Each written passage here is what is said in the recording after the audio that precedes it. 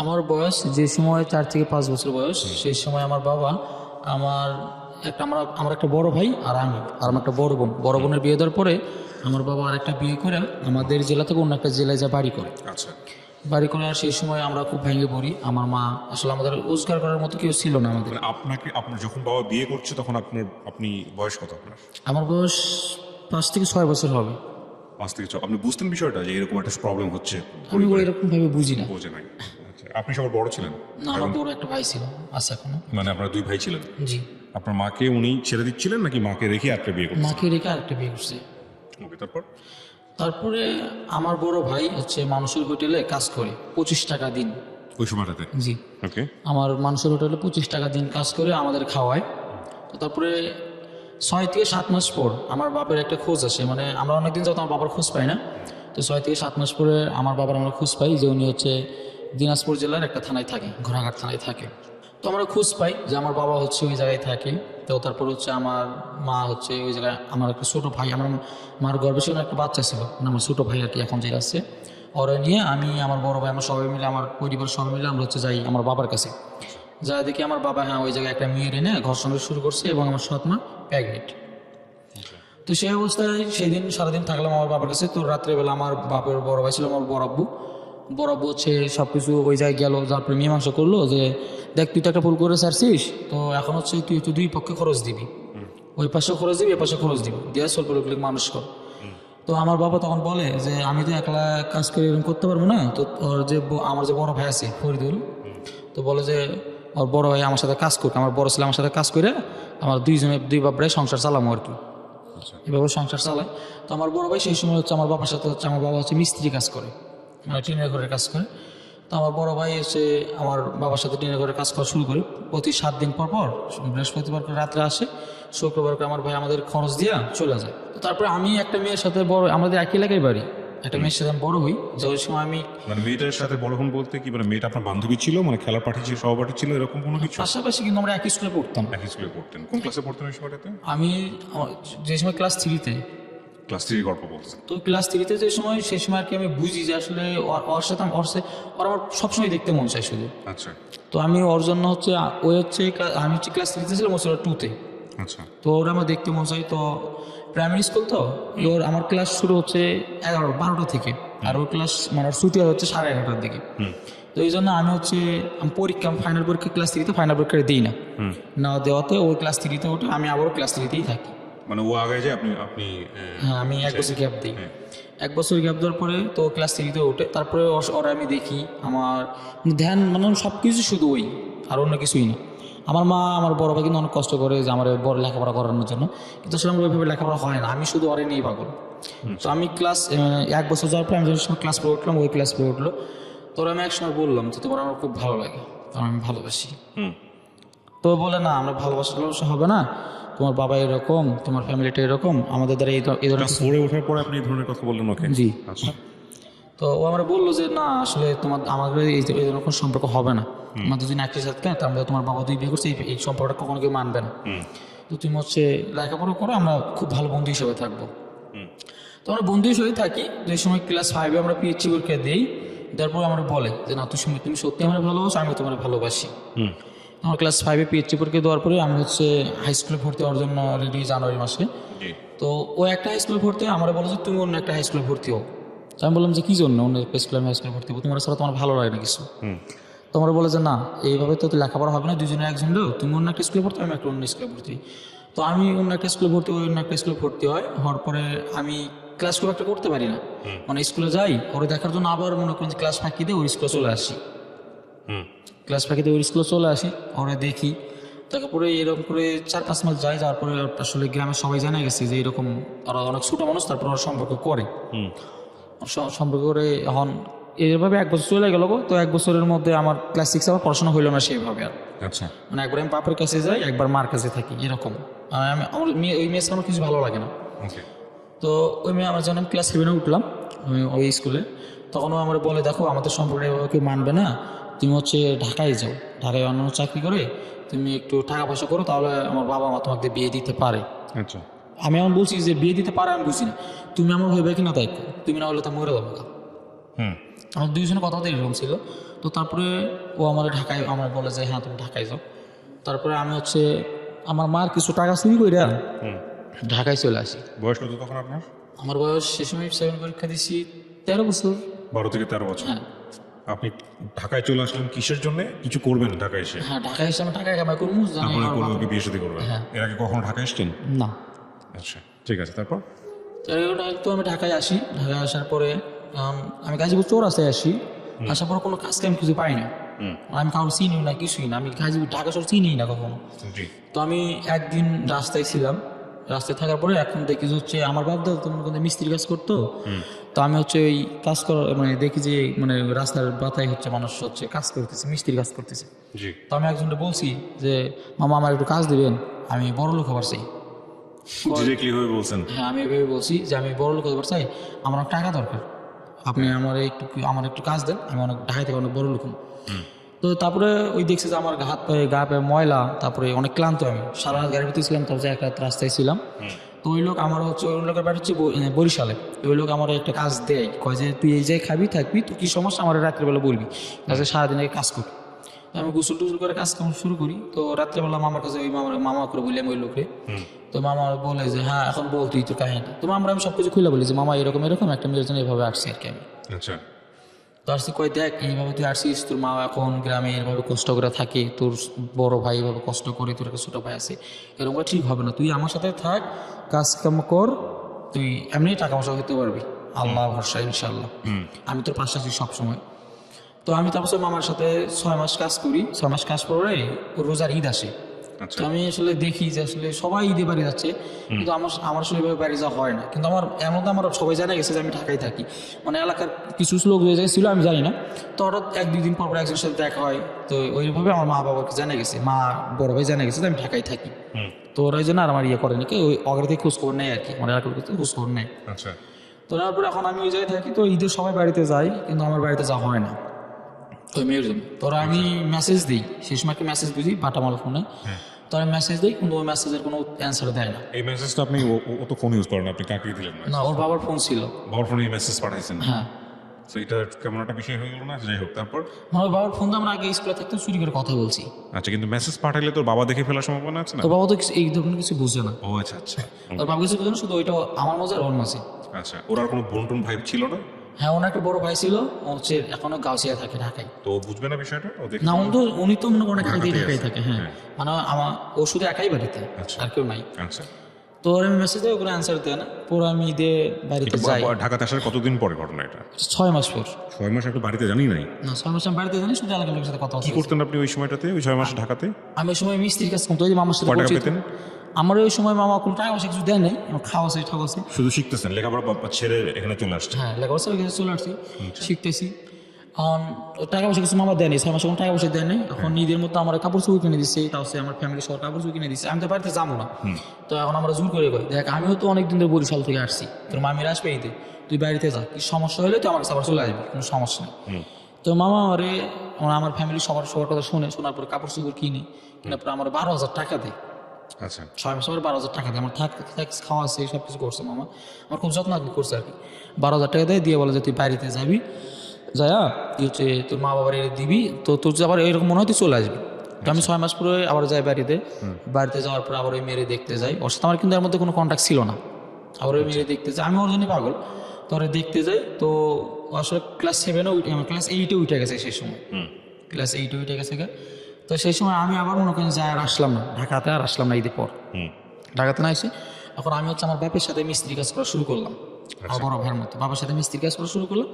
শুরু করার পরে এখন ওই মেয়ে, এখন আমি স্কুলে মানে কাজে যাওয়ার ফাঁকে দেয় ওর সাথে দেখা করি, কারণ আমার বাবা আর আমার কিছু বলে না, আমার টাকা পয়সা খুব ভালোই দেয়, আমার বাবা খরচা পাইতে ভালো দেয় আমাদের, তো দেয়। এখন ক্লাস 8-এ যখন উঠলো, ওই যখন মার্চ মাসে পরীক্ষা ওদের স্কুলে, তো ওরা আমি কিছু গিফট করি, তো আমার বলে দেখো তোমার তো আমি যেটা বললাম তুমি তো এটা করবে না, আমাদের কন্ট্যাক্ট না, এটা কি হয়েছে, আমরা তো কখনোই আমাদের দুজনকে আলাদা করতে পারবে না, কেউ আলাদা করতে পারবে না, তুমি যদি কিছু টাকা করো তাহলে আসলে আমাদের দুইজনের ফ্যামিলি থেকে মানবে, তাছাড়া তো তোমাদের ফ্যামিলিকে কখনোই আমার বাবা মানবে না, যেহেতু তোমার বাবা 2 বিয়ে করছে, তোমাদের কোনো টাকা পয়সা নেই, কেউ কখনো মানবে না।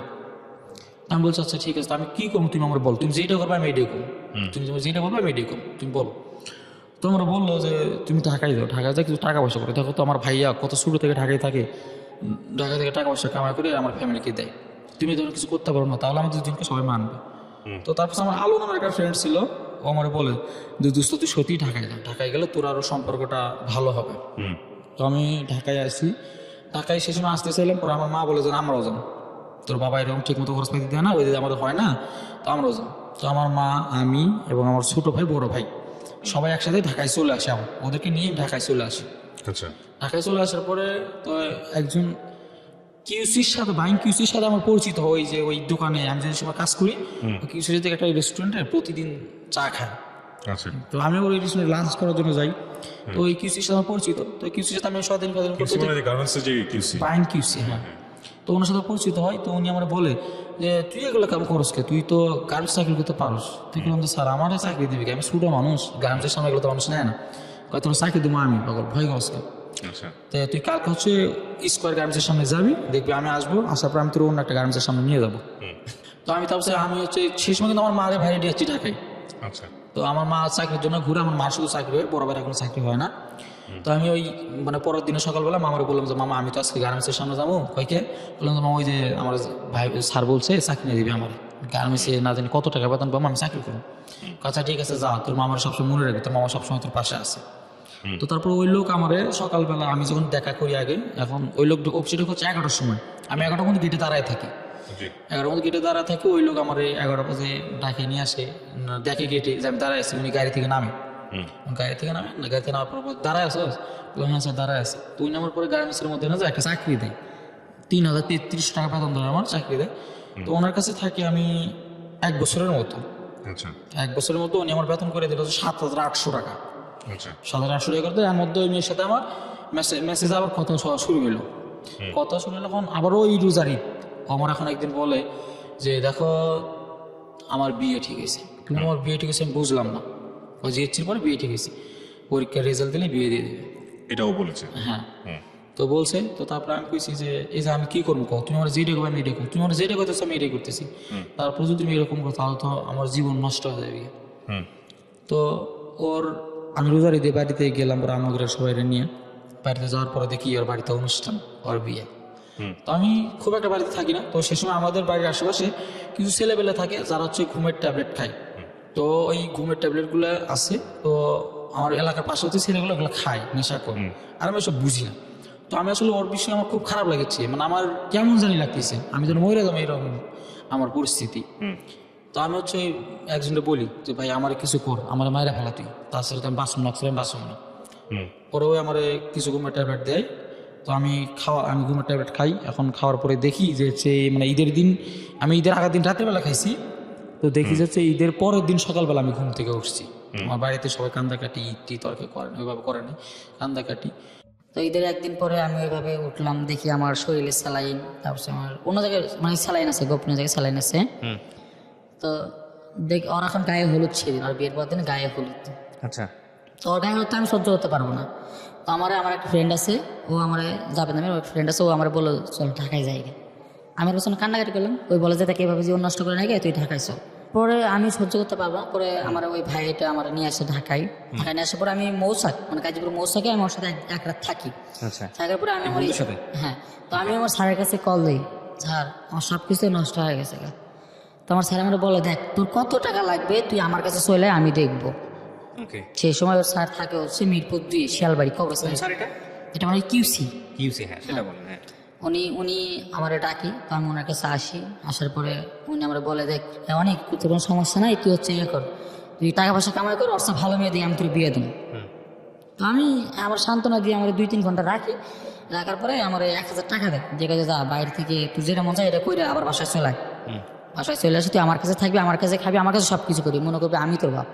এটা এইভাবে চলাফেরা করবি, হ্যাঁ আমার সাথে চলাফেরা করবি, তুই যদি চাকরি করতে না গেছে আমি তোর স্কুলে ভর্তি করে দেবো, তুই জীবনটা সুন্দরভাবে চালা।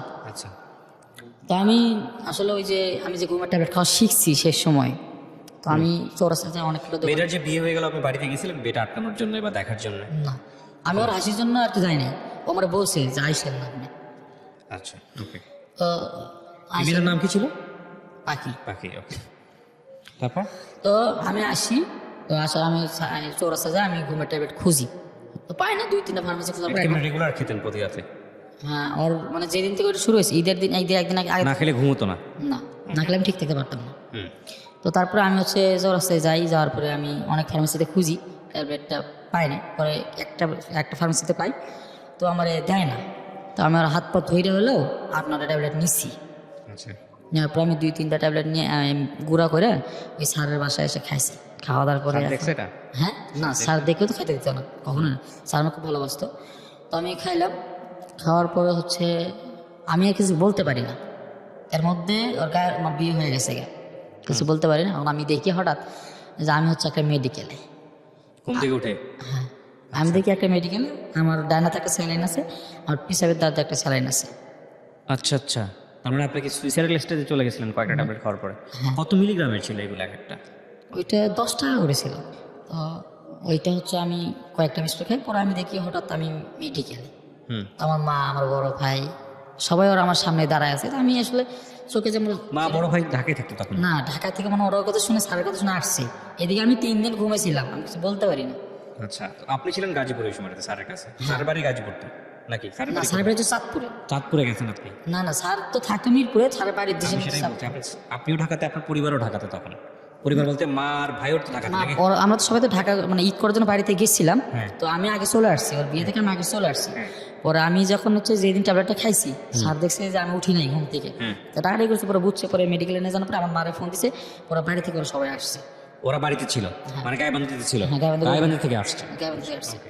তো গাইবান্ধা থেকে আসছে, তো সেই সময় আমি কিছু বলতে পারি না। এখন স্যার দেখি মানে কপালে হাত দিয়ে আছে, মানে আমার চোখ মেলার সাথে আমার ঠাস করে দিল। আপনার মার নাম্বার পেলো কিভাবে আপনার স্যার? আপনার মায়ের নাম্বার বা এই নাম্বারগুলো দিয়ে রাখছিলেন আগে থেকে? না, ওই তো মনে করেন যে আমি যে মা বাইরে নিয়ে আসলাম, হ্যাঁ। সেই সময় তো স্যার আমার বাড়িতে মানে বাসায় বাজার টাজার করে দিত। আমার খুব ভালোবাসতো স্যার। ও আচ্ছা আচ্ছা স্যার আমার অনেক ভালোবাসতো। আচ্ছা, ঠিক আছে। তারপর মারছেন? তারপর? তারপর স্যার আমার একটা থাপ্পড় দিল কষায়, দিয়ে কয় আরাম যা, তোর আমি বলছি যে আমি তোর বাপের মতো, তুই জীবনে যা যাবে আমি তাই দাম, তোর কি সমস্যা আমার বল, তুই এই ধরনের কাজ করতে চাস? জানতো যে আপনি একটা মেয়ের সাথে এরকম একটা সম্পর্ক? হ্যাঁ, এটা আসলে সবাই জানতো। আমি পুরো অফিসের ভিতরে আমার এই যে হাত কাটা, আমার শরীর কাটা, এগুলো শুধু এই মেয়েটার জন্যই। আমি আমার প্রত্যেকটা গেঞ্জিতে শুধু ওর নামই লিখে রাখতাম। আচ্ছা। আমার মানে প্রত্যেকটা দিন আমি ওর নাম লিখতাম। হুম। তো আমার অফিসে সবাই জানতো, প্রায় অফিসে 4000 মানুষ, সবাই জানতো যে একটা ছেলে আছে, ছেলেটা গ্রামের একটা মেয়েরা ভালোবাসে এরকম। সবাই জানতো, কম বেশি সবাই জানতো আর কি। তো তারপরে স্যার আমার এরকম করলো, পরে বিয়ে হওয়া যায়। তো কন্টিনিউ আমার সাথে কথা বলে, কিন্তু আসলে আমি সেই সময় ঠিক থাকতে পারি না, ওই ট্যাবলেট না খেলে আমার হয় না। আচ্ছা। ওর কথা মনে হলে আমি ট্যাবলেট খাই, আর আমি ব্লেড দিয়ে হাত কাটাকাটি করি। এটা আমার এক ধরনের নেশা সেই সময়, হাত কাটাকাটি করি। এখন ওর সাথে যেই সময় আমার একদিন ওর জামাইয়ের ফোন দিয়ে আমার কল দিছে, কল দিয়ে বলে কেমন আছো তুমি? ভালো আছি। এইভাবে কথাবার্তা আবার শুরু হয়, কন্টিনিউ কথাবার্তা শুরু হয়। তো বলে যে দেখো আমার সাথে বিয়ে হয়েছে ঠিক আছে, কিন্তু ওর সাথে আমার কোনো কিছু হয় নাই। ওর সাথে আমি ওরা একদিন বুকেও জড়াই নেই নাই, কিংবা আমার নেয় নাই। এটা বিয়ে করার কয়দিন পরে ফোন দেয় উনি? উনি 4 থেকে 5 দিন। 4 দিন থেকে 5 দিনের পরে পাখি আপনাকে ফোন দিচ্ছে? হ্যাঁ, পাখি আমাকে ফোন দেয়। ওকে। ফোন দেওয়ার পরে এখন ও আমারে এভাবে কন্টিনিউভাবে কথা চলতেছে। তো 2-2.5 মাস পর ও আমার বলে যে আমি আর বাড়িতে যাবো না। বললাম কি জন্য? আমি তোমার ছাড়া বাঁচবো না, তোমার ছাড়া আমি বাঁচবো না, তুমি আমারে ছাড়া কিছু করো না। দেখলাম যখন আমি কি করবো তুমি আমার বলো। তো কইতেছে যে না তোমার কিছু করলাম, তুমি টাকা পয়সা ঠিক মতো কামাই করো, আমাদের গ্যাঞ্জাম লাগছে, আমি বাবার বাড়িতে আসি, আমি ওর ভাত খাবো না, যত কিছু করে আমি খাবো না, তারপরে আমি মরে যাবো কিন্তু খাবো না। আচ্ছা ঠিক আছে। তো আমি সেই সময় ওই ঘুমের ট্যাবলেটটা মানে কিছু কম করার চেষ্টা করি, মানে ওর সাথে তো রাত জায়গায় কথা বলি, এখন আর খাওয়াটা লাগে না, খুব একটা লাগে না, মানে খাই শুক্রবার করে খাই। তো আমি খাই। এখন এর মধ্যে আমার সাথে কথা হতে হতে প্রায় 8 মাস চলে যায়। এর মধ্যে মানে আমার দাদারে আমার বাবা কোনো সময় দেখে নাই। আমার দাদা হচ্ছে 71 সালে নাকি হারায় গেছিল। আচ্ছা তো হঠাৎ একটা নিউজ আসে যে আমার দাদা এলাকাতে ফিরে আসছে। আচ্ছা, ইন্টারেস্টিং। তারপর? তো আমার দাদা ফিরে আসছে, তো আমার বাবা আমাকে ফোন দিয়ে বলে যে বাবা তোমার দাদাকে আমি কখনো দেখিনি, তোমার দাদা হঠাৎ করে ফিরে আসছে, তোমার দাদা এতদিন হচ্ছে তুরস্ক নাকি ওই জায়গায় ছিল, ওই দেশে ছিল, জেলখানায় ছিল। আমি বলছি আচ্ছা তাহলে এখন আপু কী করবো? কয় তোমরা দেখতে আসো। তো দেখতে আসবো, এই মধ্যে আমার ওই পাখি আমার বলে যে দেখো তুমি হচ্ছে একটা বিয়ে করো। বলে আমি বিয়ে করবো কি জানো, আমি তো তোমার ছাড়া বাঁচবো না, তুমি তোমার সব কিছু। কেন তুমি একটা বিয়ে করো, তুমি যদি বিয়ে না করো তাহলে তোমার ফ্যামিলি থেকে বলবে যে তুই পাখিরে বিয়ে করছিস, পাখির একটা বিয়ে হয়েছিল, হ্যান তেন এগুলো কথাবার্তা বলে তুমি একটা বিয়ে করো। এর মধ্যে মানে গার্মেন্টসে আমার একটা ফ্রেন্ড ছিল, ও সব কিছু জানতো যে আমি আসার জন্য এই ট্যাবলেট খাই, এত হাত কাটাকাটি করি, সব কিছুই জানতো। তো আমরা সবসময় বস্তু দিত যে দোস্ত এডিয়া কর। পরে আমি সাথে সব কিছু শেয়ার করলাম যে দোস্ত দেখ তো আমার কয় যে একটা বিয়ে করবো। কোথায় কী করবি, দেখ গার্মেন্টসে তো অনেক মানুষই বিয়ে করে, একটা বিয়ে করে সমস্যা কি। বললাম দেখ আমি ওরেই খুব ভালোবাসি, আমি অন্য করে বিয়ে করবো কীভাবে, তাই আমি কী করবো আসতেস। বললাম যে ওর কথা তুমি ভালো পারবো না। তো করছে দেখ ওর সাথে আর কথা বল, ওর সাথে আমি 5-6 দিন কথা বলার পরে না ওর কথা একটাই না একটা বিয়ে করার লাগে, তাছাড়া ও কিছু করবে না কখনো, কোনোভাবে রাজি না। কোনোভাবে রাজি না। তো ওর কথা মানে ওর কথা হচ্ছে আমারও একটা আঁচল লেগেছে, তোমার একটা আঁচল লাগতে হবে, তাহলে শুনুন ব্যালেন্স হয়ে যাবে। হ্যাঁ। ইন্টারেস্টিং। ওকে। তো তারপরে আমি তো দোস্ত দেখ ও তো হচ্ছে মানে এরকম পালামি করতেছে, তো ঠিক আছে তুই আমি তোর বিয়ে করবো, ও যদি তারপরে ভালো থাকে তো থাক, আমি তোর বিয়ে করবো, কোনো সমস্যা নেই। বলার পরে আমি আরে বিয়ে করি, মানে বিয়ে হয় না, আমার মা তো রাজি হয় না কখনই। ওরা ওই স্যার যে স্যার আমার আদর করতো ওই স্যার বুঝাইলো না, বোঝানোর পরে তার সাথে কোনোভাবে আমার বিয়ে দিল। আচ্ছা। মানে শুধু মানে মুন্সিটাকে আর কি কবুল বলাইলো, রেস্টুরেন্ট কিছুই না, শুধু কবুল বলে বিয়ে করাইলো। এখন আমি তো হিমারে নিয়ে বেশ ভালোই আছি এখন আমার মনে হয় যে না এত কিছু করার পরে এত কিছু জানার পরে আমার কাছে আমার এনে ভালোই আছে। সাথে আমার 4-5 মাস সংসার হয়ে গেছে গা। তো ওই যে সেই সময় পাখি বলে যে এখন তুমি ছেড়ে দিও, ওটা ছাড় মুখে কয় এখন আমরা 2 জন বিয়ে করবো না, আমাকে তখন ডিভোর্স হয়ে যাবে, এখন ওগুলোর কথা তো সব কিছু হয়েছে, এখন তখন আমি বিয়ে করবো। আমি তোমার সব কিছু বলি দোস্ত দেখ তোর এরকম করতে কয়, কিন্তু আমি তো তোরও ভালোবাসা ফেলেছি, এখন আমি কি করবো কয় তোর যেটা ভালো হয় এইটাই কর, তোর যেটা ভালো হয় এইটাই কর। তো তারপরে আমি ওরে কোনোভাবে বুঝাই পারি না, আমি পাখির আসলে কোনোভাবে বুঝাইতে পারি না।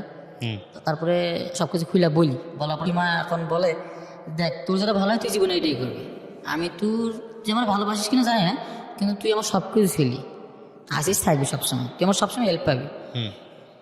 হ্যাঁ। এখন তোমার বাবা মা আসলে খুব গরিব ছিল। আচ্ছা।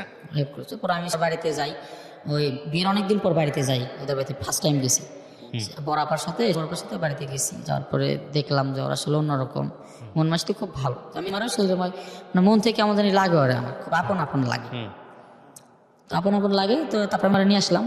তো মানে ওই পাখি আসলে কোনোভাবে মানতে চায় না ওই এই ধরনের কথাবার্তা, আমার কথা না আমি তোমার সাথে বাঁচবো, ওই হাত কাটাকাটি করে হাত পোড়াপুরি করে এগুলো করে। সেই সময় আর কি অ্যান্ড্রয়েড ফোনগুলো প্রথম নামছে, তো ওই মানে আমার একটা চাচি শাশুড়ি ফোন ছিল, ওই ফোনগুলোতে আমাকে ফটো দেয় যে এরম এরম করতে।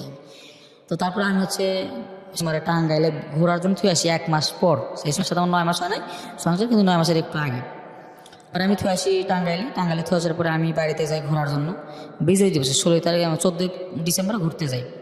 ঘুরতে যায় তো পাখির আমি বলি যে এখন তুমি কি করবা বল, আমি তোমার রেখে আসছি। আমরা সেই সময় আসলে আমার কাছে কোনো টাকা পয়সা কিছু ছিল না, আমি সেই সময় আসলে পাড়া নিয়ে এবার পালালাম, মানে পাখির নিয়ে গ্রামে সেই পাখি পালালেন, তখন আপনি আমার সাথে সংসার করতেছেন। তো পালানোর দরকার কি ছিল? পালানোর দরকার ছিল মানে হচ্ছে মানে বাড়িতে চলে গেল, তারপরে বাবা মা মানে ওটা কেমন জানি মানতে চায় না খুব একটা। কাকে মানতে চায় না? আপনাকে মানতে চায় না নাকি ডিভোর্স মানতে চায় না? না আমাকে মানতে চাচ্ছে না, মানে বাবা মা বলে যে এত দূরে এটা ভুল করছে। তো সেটা তো ঠিকই আছে, আপনার জায়গা থেকে সমস্যাটা কোথায়? আপনি ডিভোর্স দিয়ে দেন তখন। হ্যাঁ ডিভোর্স দিয়ে দেবো না, কিন্তু এটা করে না, আমি এটা করি না, 2 জন একজন করি না। দুজনের একজন আবার এটা সাপোর্টও করতেছেন না। না আচ্ছা। সাপোর্ট করতেছে এর মাঝখানে আবার পাখির নিয়ে পালায়ও গেলেন। না। এর মাস এর একটা ঘটনা ঘটে গেছে, সেটা হচ্ছে কি আমার হচ্ছে প্রেগনেন্ট ছিল, আমি সেই সময় বুঝি না প্রেগনেন্ট ছিল, বাচ্চাটা আর কি মানে ওই নষ্ট করা ওইভাবে যায় বাচ্চারা বাড়িতে নষ্ট করছে, এটা আমার মা জানছে। জানার পরে হচ্ছে বড় আপার সাথে গল্প করছে যে আসলে ও তো আসলে এরকম তোর বাচ্চাটা আমি নষ্ট করে দিই, কিন্তু অথচ কিন্তু আমি তখন আপন ভাবি, মানে তখন আপন ভাবি, তখন আমি পাখির সাথে কথা বলি তোমার কাছেই আছে। তারপরে আমার না বইলাই মানে আমার না বইলাই ওই বড় আপার সাথে কথা বইলা মানে হিমান না কি জানি বলে ওইটা করে ফেলে না হচ্ছে করতো কি মানে আমি যে টাকা পয়সাগুলো কামাই করতাম সেই সময় স্যার কিন্তু ভালো বেতন দিত, এটা 14,500 টাকার মতো। আচ্ছা। আমি সব টাকা ওর কাছে দিতাম। ও হচ্ছে মানে শুধু ঘর বাটার সব কিছু দিয়ে মানে 22,000 টাকা আমার স্বপ্ন ছিল যে ওই টাঙ্গাইলে বাড়ি করবে। আমার টাকা পয়সা সব কিছু এই মানে শ্বশুর বাড়িতে পাঠাচ্ছিল ওই। আচ্ছা। তো আমার মা কিছু বলেছিলাম যে ছেলে ভালোবাসে এরকম, তারপরেও ভালো থাক, তারপরে পাখিরে বলে ভালো থাক। পাখিরে বলবো তো আমরা এরকম জানতাম না যে চলে এরকম করবে বাচ্চারা নষ্ট করার পরে। ও হচ্ছে মানে আপার সাথে যে সময় বাচ্চারা নষ্ট করছে, বাচ্চা নষ্ট করার পরে আপার সাথে ওই যে ফোনে কথা বলছে, ওই আমার ছোটো ভাইরা আছে যে পিচ্ছি, ও একটি রেকর্ডটা পাইছে, রেকর্ডটা পাওয়ার পরে আমারে আম্মুরে দিয়েছি। আমি তো বুঝি না, পরে আম্মু তো এখন সব কিছু শুনছি, শোনার পরে নাকি ওই রেকর্ডটা নাকি বলছে যে আমরা হচ্ছে টাঙ্গাইলে বাড়ি করবো, ওর টাকা পয়সা এটি আছে, আমি যেরকম সেটাই শুনবি। পাখি মাখি এখন সব কিছু ভুলে গেছে, আমিও যেরকম ওই সেটাই শুনবি, আমরা টাঙ্গাইলে বাড়ি খাবো। এটা ওর বড় আপাকে? হ্যাঁ। আচ্ছা। তো বলছে এই আমার রেকর্ডটা শুনছে আমার ভাই, শোনার পর আমি বলি যে দেখ তুই তো আমার খুব ভালো বন্ধু, তোর আমি খুব আপন ভাবি, এখন তুই আমার অন্তত ঠকাস না, তুই আমার ক আমি কী করবো, তুই ক, তুই তো জানিস শুনে সব জানিস আমার বিয়ে করছিস, তুই ক আমি কী করবো। এখন ওই যে বলে যে আমি তাহলে ঘুরতে যাবো, তো আচ্ছা ঠিক আছে ঘুরতে যাক, সমস্যা নাই। তো ওরা আমি ঘুরতে পাঠাই, ওরা আমি টাঙ্গাইল রাখলাম 14 ডিসেম্বরে, আমি 15 ডিসেম্বরে গেলাম হচ্ছে গাইবান্ধায়, 15 ডিসেম্বরে গাইবান্ধায় গেলাম। তারপর আমি কল দিই, ও কল রিসিভ করতে চায় না। তো আমার একদিন 16 তারিখে রাত্রিবেলা কল দিছে, কল দিয়ে করতেছে কীরকম গ্রামে কীরকম সময় কাটতেছে, তাহলে হ্যাঁ ভালো সময় কাটতেছে, তো তোমার কী খবর বলো, কবে আসবে।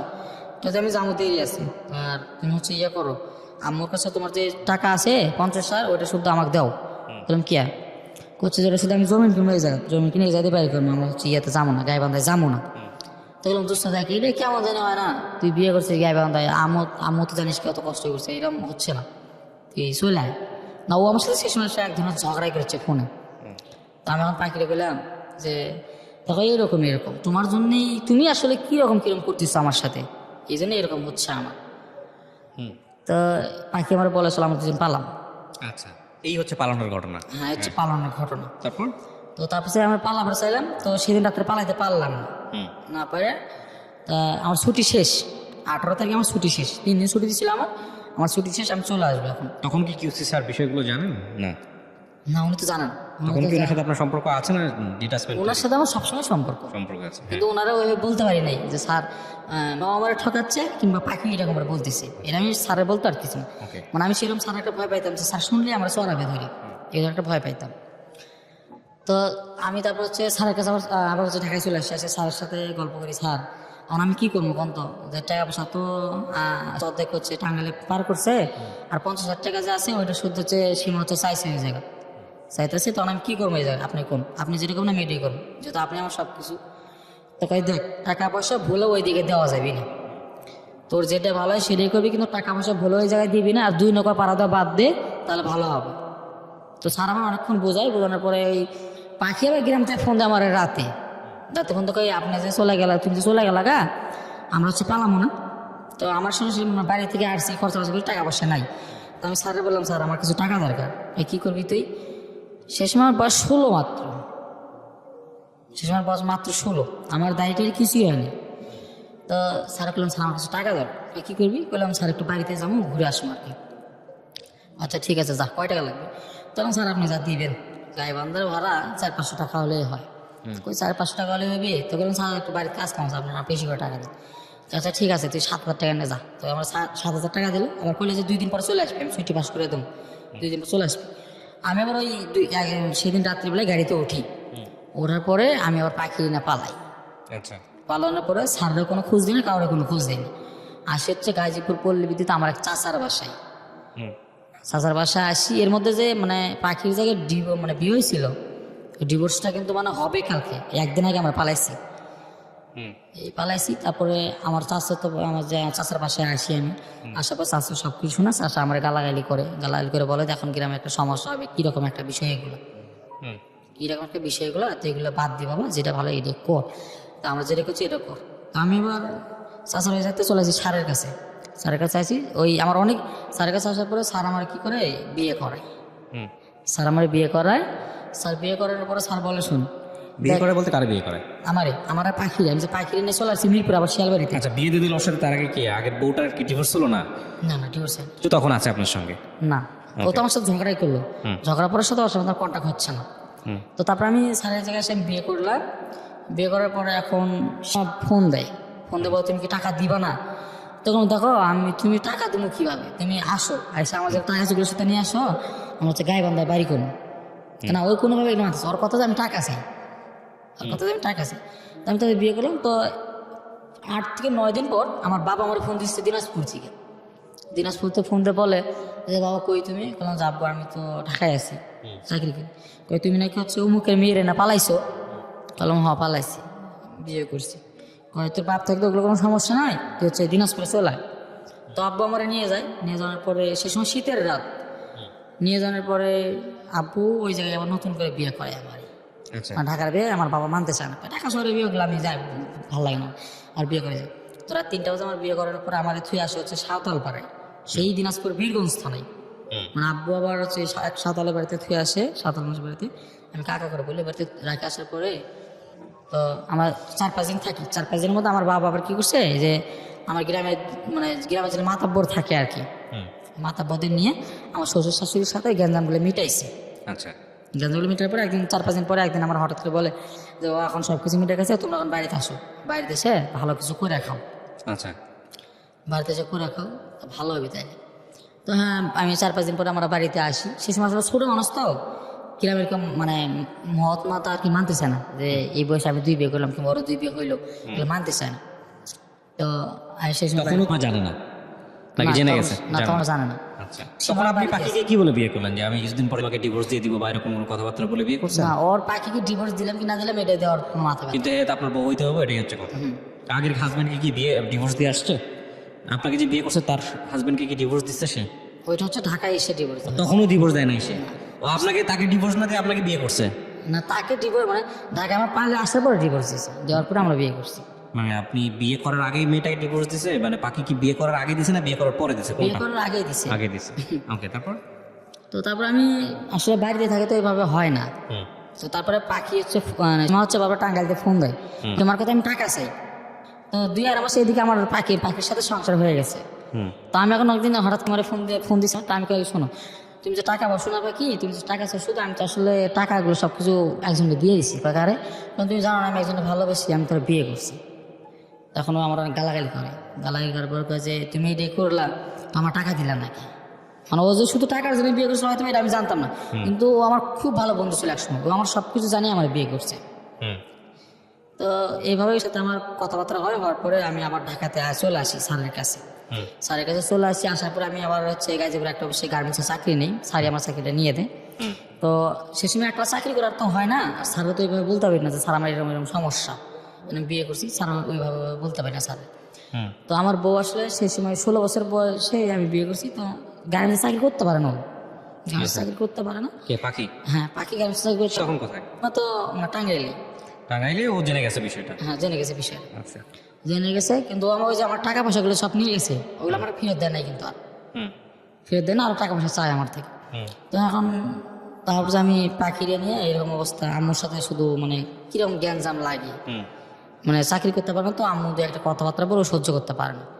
তো এই বিষয়গুলো নিয়ে আমার মাথা ব্যথা করে, মানে পাখির মাথা ব্যথা করে। তো মাথা ব্যথা করে বমি বমি ভাব হয়। তো আমি কিছু এগুলো তো ভালো না, তো আমার জন্ডিস হয়েছে। ও যে প্রেগনেন্ট, ও নিজে বলতে পারবো যে প্রেগনেন্ট, আমার বয়স তো ভাবে না, শুধু বিয়েই যা হয়েছে বলতে। তো আমি ওর বয়স কত ছিল, আপনার বয়স কত ছিল যখন বিয়েটা করছেন? আমি 2 সমবয়সী। পাখি বিয়ে করার কতদিন পরে পাখিকে বিয়ে করছেন? 9 মাস। 9 মাস। তার মানে 16 বছরের মধ্যে 2টা বিয়ে করে ফেলছেন? 17 বছরের মধ্যে। 17 বছরের মধ্যে, হ্যাঁ। তো তারপরে আসলে আম্মু হচ্ছে যে আলট্রাসাউন্ড বলে ওইটা করছে। আল্ট্রাসাউন্ড? হ্যাঁ ওইটা করার পরে দেখে যে না পাখি প্রেগনেন্ট না, ওর জন্ডিস হয়েছে। ডাক্তার ঢাকার গাজীপুরে ডাক্তার বলে জন্ডিস। আমি 6000 টাকা দিয়ে পাখিরে পাঠাই দেয় বাড়িতে, আমার শ্বশুর বাড়িতে। কিন্তু আসলে আমার শ্বশুর শাশুড়ি শুধু সবসময় বলতো যে হচ্ছে তোমরা কিছু করো তাহলে ভালো হবে। তো আসলে আমি কি করবো, আসলে সঞ্চয় ছাড়া তো কোনো কিছু সম্ভব না, সব কিছু করতে গেলে সঞ্চয় লাগে। তো আমি আসলে পাখিকে 6000 টাকা দিয়ে বাড়িতে পাঠায় দেয়, ও আমার টাকা দিয়ে জন্ডিসটা ভালো হয়। তারপর আমার কিছুদিন 1 মাস পরে কল দেখো আমাকে তো জন্ডিস না, একটা খুশির খবর আছে। বললাম কি খুশির খবর? হচ্ছে তুমি আব্বা হবা। আমি আত্মহারা, কি করলাম? আমার বড় ভাই কিন্তু আছে, আমার বড় ভাই কিন্তু বিয়ে করে নাই। আমার বড় ভাই বিয়ে করে, এদিকে আমি বিয়ে করছি, আমার বউ প্রেগনেন্ট। তা আমি খুশিতে বাড়িতে গেলাম, তারপরে আর বললাম তো কথা আমি এখন তো ঢাকা থাকবো না, আমি আব্বুর সাথে কাজকাম করে খামো। তো হচ্ছে এইভাবে আমাদের সংসার ভালো চলবে, আব্বু 4-5 টাকা দিন তো এইভাবে ভালো চলবে। তো এখন ওই বাড়িতে থাকি, বাড়িতে থাকবো না, সে সময় আসে প্রেগনেন্ট, বাড়িতে থাকি। এখন আসার আমি সবসময় বলি দেখো আমি তো আমার বাড়ির সব কিছুই করি, বাজারঘাট সব কিছুই করি, তোমার তো কোনো কিছু অভাব দিই না। তুমি তাহলে প্রতিদিন সকালবেলা করে মায়ের বাড়িতে যাবা না। মানে আমার বইয়ের একটা অভ্যাস খারাপ ছিল, কি হচ্ছে মানে প্রতিদিন সকালবেলা মায়ের বাড়ি যাইতো আমি কাজে গেলেই, আবার হচ্ছে বিকালবেলা চলে আসতো, মানে ওর মা বাবার সাথে সব সময়। তো চলে আসতো। তো এটা নিয়ে অনেক গ্যাঞ্জাম হইলো। তো আমি পারবো নিষেধ করি না, প্রতিদিন যাইতেই থাকে। তো মানুষ শুধু বলে যে না তোর শ্বশুর শাশুড়ি তোর বউরে খাওয়ায়, আমার প্রত্যেকটা মানুষ বলে। তো আমি যে এদিকে সবকিছু করি, আমার টাকা তাহলে যাই কই? আমি বাবার সাথে কাজ করি 400-500 টাকা দিন, আমি 10 একটা বিড়ি খাইতে পারি না, সে একটা বিড়িও খাই না। হুম। তো তারপরে আমার শুধু এটা বলে, তো আমি সব কিছু বাদ দিয়ে ওর সাথে আমি একদিন ঝগড়া করি, দেখো তোমার আমি বারবার বলি যে এবারে জানো তুমি, তারপরে যাও। হ্যাঁ, হওয়ার পরে এরকম হওয়ার পরে যে সময় হচ্ছে আসলে হচ্ছে 9 মাস, 9 মাস ছিল। তো সে আসলে বলে দেখো প্রত্যেকটা হচ্ছে মেয়েরই তো সন্তান প্রথম হচ্ছে বাবার বাড়িতে হয়, তো আমি হচ্ছে তার বাবার বাড়িতে একবারই যাই, তারপরে তুমি সব কিছু করবা, কোনো কিছু হবে না, তুমি সব কিছু করবা, বাচ্চার পরে চলে আসবে। ঠিক আছে যাও, সমস্যা নেই। কিন্তু কেউ নিতে আসে নাই, আচ্ছা। কেউ কিন্তু নিতে আসে নাই। তো সে সময় গেলাম, যাওয়ার পরে ওই পাখির বাড়িতে গেল। হুম। পাখির বাড়িতে যাওয়ার পরে আমি সব কিছু খরচা দেই, আর যা কিছু লাগে আমি সব দিই, কিন্তু আমার শুধু আমার শ্বশুর শাশুড়ি। আচ্ছা। তো একদিন রাত 4টে বাজে আমার শ্বশুর আমার কল দিছে, ভোরের রাজনের একটু আগে আচ্ছা। কল দিয়ে হচ্ছে বাবা একটু তোমার ডাক্তার কাছে যাওয়া লাগে। বললাম কী জন্য? সমস্যা মানে খুলে আমি কইতাছে না। তো আমি বুঝতে পারছি যে এই সমস্যা। তো আমি হচ্ছে বৃষ্টি হচ্ছে, সেটাতে খুব বৃষ্টি, ডাক্তার আমি ডাকে নিয়েছি বৃষ্টিতে ভিজা, ডাক্তার ডাকে নিয়েছি। ওই ভাই আবার খুব ভালো ডক্টর, জি। উনি গ্রামের সবার খুব ভালো সেবা করে। তো আমি হচ্ছে গেছি আর ডাক্তার ডাকতে, আমার কাছে সে সময় টাকা পয়সা নাই, আমি 4000 টাকা জমাইছিলাম, ওই যে কম কি নয় বলা যায় না, ডাক্তারের দিন আর কি, সেই টাকা পাখির কাছেই রাখছি। তারপর? তো আমি সেই টাকাটা পাখির কাছেই রাখছিলাম। তো ডাক্তারে একটা স্যালাইন দেওয়ার পরে আমার ছেলে হয়েছে, আমি 17 বছরে বাবা হয়েছি। আচ্ছা। তো রাত 4টে বাজে আমি কল দিই আমার বড় ভাইয়ের কাছে, ঢাকায় থাকে ওরা সেই সময়, আমি কিন্তু বাড়িতে। তো সেই সময় কল দিয়ে বলি ভাই, তখন কি আপনি সাথে আপনার সম্পর্ক আছে? না সেটা আমার কোনো কন্ট্যাক্ট নেই। কন্ট্যাক্ট নাই, কিন্তু আপনি ডিভোর্স দেয়া বা কোনো কিছু করেছেন না? না না তখনও কিছুই করেন নাই? না, তখনও করিনি। আচ্ছা, তারপর? তো তারপরে আমি ভাইয়ের ফোন দিয়ে বলি যে ভাই এরকম এরকম, আচ্ছা ঠিক আছে তাহলে আমরা 10-12 দিন পরে বাড়িতে যাচ্ছি। হুম। সবাই খুশি আর কি, ছোট ভাইয়ের বাচ্চা হয়েছে, সবাই খুশি। তো বাচ্চা হওয়ার প্রায় চুল ফালানো মানে টাকা পয়সা সব কিছু আমারই গেল, কিন্তু সব খরচা আমার। আমার শ্বশুর এই যে বাচ্চা হওয়ার পরে 10 টাকা দিয়ে একটা পানির বোতল পাওয়া যায় বাচ্চাদের খাওয়ানোর জন্য। তো আমি কাজে গেছি, তো আমার পাখি আমার ফোন দিয়ে কইতাছে যে একটা 10 টাকা দিয়ে ডাক্তার কাছে এলাজ বেড়ে যা বলবো যে ভাই পানির বোতল নাকি বাজার 10 টাকা দিয়ে পানির বোতলটা নিয়ে এসো আসতে শোন। তা বিকাল সে সময় 4টে বাজে, তো আমি বললাম দেখো বাজার তো কাছে আছে, তুমি একটু বাবারে যা বলো না কান কয় যে বাবা আনবি তাই, কিন্তু বাড়িতে কিন্তু বাবা গালাগালি করে, যখন খাচ্ছে যাচ্ছে এরকম গালাগালি করে, কিন্তু পাখি আসলে বলে না, তার প্রেম করে বিয়ে করছে এই জন্য বলে না, বলে না। তখন আমি ওই রাত 9টা বাজে এটা নিয়ে আসি, পানিটা নিয়ে এসে আর বাচ্চা খাওয়াই, ওর পাখি আমার কাছে কান্দে, কয় দেখো তুমি প্রেম করে বিয়ে করছি, তুমি খুব একটা লেখাপড়া করো নাই, আর ইনকামের সোর্সটাও খুব একটা ভালো না, তো আমার কী করবো কও না। আমার সেই সময় দুজন খুব ভাঙ্গে পড়লাম, ভাঙ্গে পড়ার পরে মানে 1 মাস ওই জায়গায় থাকা পড়লো, বাচ্চা হওয়ার পরে 1 মাস ওই জায়গায় থাকা পড়লাম শ্বশুর বাড়িতে, খরচা কিন্তু সব আমার, থাকা পড়লো, থাকা পরে 1 মাস পরে আমি নিয়ে আসলাম আমার বাড়িতে, নিয়ে আসার পরে আমি সব কিছু করি। তো আবারও পাখি শুধু হচ্ছে ওই বাড়িতে যায় আসে সঙ্গে ভালো চলতেছে। এর মধ্যে আমি করলাম কি, ওই জায়গায় একটা সংসদ সদস্য আছে দিনাজপুরের, দিনাজপুরের সংসদ সদস্য আছে, তো উনি হচ্ছে খুব ভালো কাজ করে বেড়ায় সবসময়। তা আমি আবার কাজ করি সবসময় দিনাজপুর জেলার ভিতরে বাবার সাথে যায়, তো ওনার আমি খুব ভালো একটা ফ্যান হয়ে গেলাম, মানে ওনার খুব ভালো ভক্ত আমি হয়ে গেলাম। এমপির? জি ওই এমপির। তারপর? এমপির হওয়ার পরে আমি সেই সময় ফেসবুকটা একটু সেভাবে বুঝি না, তো আমি সবসময় ফেসবুকে খালি ভাইয়েরই পোস্ট, মানে ওই ভাইয়ের এমপির পোস্ট দিই। তো এমপি এসে কোনোভাবে জানতে পারছে যে একটা ছেলে আছে খুব ভালোবাসে, তো এমপি আমার খুব ভালোবাসে, আমারে বলে তোর কী সমস্যা আমারে বলবি, তোর কি ইনকাম সোর্স লাগে তুই আমারে বলবি, সবসময় তোর আমি তোর পাশে আছি, আচ্ছা। ভালো করে করে এখানে খা। তো আমি সেই সময় আর কি বাচ্চাটা যখন 8-9 মাস বয়স, সেই সময় তুই ঢাকায় আসি আমার বউরে নিয়ে, আবার আচ্ছা। ঢাকায় আসি, আবারও আসে ওই মানে ঢাকায়, মানে ওই আমার বললো কিন্তু যে আমাদের ইনকাম সোর্সটা ভালো না, আসলে আমাকে দুজনে হেল্প করার মতো কেউ ছিল না, হেল্প করার মতো কেউ ছিল না, কারণ আমার বাবা মা তো একলা কষ্ট করে, বড় ভাই তো বড় ভাইয়ের মতো, মানে শ্বশুর শাশুড়ির মতো হেল্প করার মতো কেউ নাই। তো আমরা দুজন যখন তাই তখন ঢাকায় আসি, বাচ্চাটা আমার শ্বশুর বাড়িতে রাখার পরে পাখি মনে করেন যে থাকতে পারে না, থাকতে পারতে আবার বাড়িতে যাই, যার পরে বাড়িতেই সংসার। তো তারপরে আবার আমি ওরা নিয়ে আসি, মানে বাড়িতে নিয়ে যাই, এই 1 মাস থাকার পরে বাড়িতে নিয়ে যাই, 1 মাস থাকার পরে বাড়িতে নিয়ে যাই। তারপরে আমি এমপিরে সব কিছু জানাই, আমি একটা ছেলে আছে, এই ছেলের মাধ্যমে আমি এমপিরে সব কিছু জানাই যে ভাই মতো এরকম সমস্যা। তো বলে যে তোর কী সমস্যা? কোনো সমস্যা নাই, আমি যে কোনো কাজ দিচ্ছি কাজ করে খাবি, কোনো সমস্যা নেই, কাজ করে খেলে কোনো লজ্জা নেই। তো উনি আমার কাজ কাম করতে দেয়, আমি আমার বাবার সাথেও কাজ করি, ভাইয়ের কাজও করি, ভাই আমার খুব ভালো টাকা দেয়, সে সময় আমাদের ভালো চলতেছিল, ভাই আমার খুব ভালো টাকা দেয়, মানে বাবার সাথে কাজ করার চাই, আমি মনে করেন যে ভাইয়ের যে একটা পোস্ট দিই, ভাইয়ের এই কথা বলি ভাই আমার খুব ভালো টাকা পয়সা দেয়, তো ভালো চলি। চলার পরে এখন মনে করেন যে এই যে ভাই আমার একসময় বলে তুই যে সাইডের কাজে লাগাই পড়, সাইডের কাজে লাগলে ভালো হবে, যে কোনো কাজও শিখতে পারবি। আর আমাদের তো আর এমপি তো আর সবসময় থাকবে না, আমি তো আর সবসময় থাকবো না, তুই থাকতে কিছু করে খাইতে হবে। তুই একটা কাজ কাম শিখাই, যে কাজ কাম করে তুই সারা জীবন চলতে হবে, খাইতে পারবি। আমি তো সবসময় বেঁচে থাকবো না, এইভাবে বোঝাই। তো বোঝানোর পরে আমার বাবার সাথে আবার সে সময় কাজ করি, ভাইয়ের কাজে করি, দুজনের কাজে করার পরে এখন ওই সে সময় কি একটু বেশি টাকা ইনকাম হয়। আচ্ছা এখন ওটাই আমার শ্বশুর শাশুড়ির মাথায় ধরে গেছে, হ্যাঁ ভালো টাকা কামাই করে এখন এমপির কাছেই থাক, আচ্ছা এমপির কাছে থাক, ওদের কথা ওইটা। তো তারপরে আমি হচ্ছে এরকম চলতেই আছে, আমাদের চলতেই আছে। তারপরে পাখি আবার আমার বলে যে চল আমরা ঢাকাতেই চলে যাবো, শুধু আমাদের জ্ঞানজাম চলতেই তখন তার সাথে যোগাযোগ নাই আপনার? না, কোনো কন্ট্যাক্ট নেই। আচ্ছা। তো ঢাকায় আসার পরে এখন আমার বলে, পাখি বলে যে তোমার আগের বড় ডিভোর্স দাও। আমার এটা তো গেছে, বাদ দাও, তোর কথা বাদ দাও, না ডিভোর্স দাও। তোর ডিভোর্স দিলাম আমি। আচ্ছা, কাগজ কলমে ডিভোর্স দিলেন? হ্যাঁ, কাগজে কলমে সেই সময় ডিভোর্স দিলাম, অনেকদিন পর, বাচ্চা প্রায় 1 বছর হয়ে গেছে সেই সময়।